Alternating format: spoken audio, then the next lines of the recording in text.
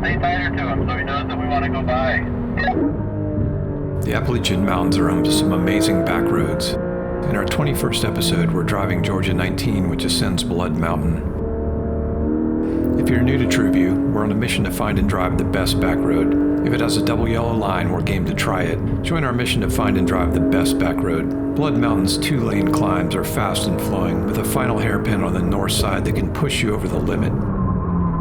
After each drive, we give the road a score and compare it to the others we've driven. Stick around to see where Blood Mountain lands on our list of the best back roads. If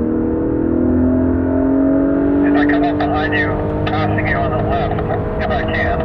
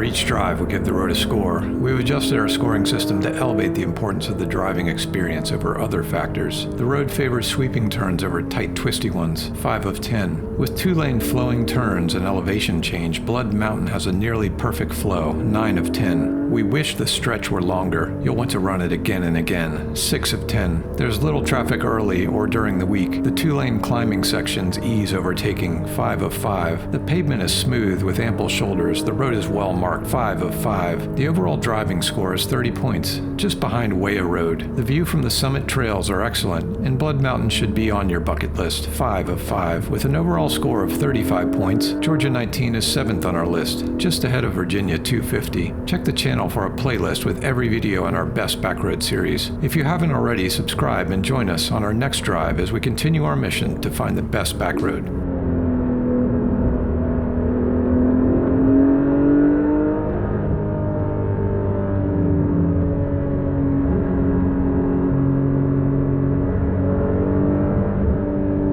You don't have to worry too much about a gap going up.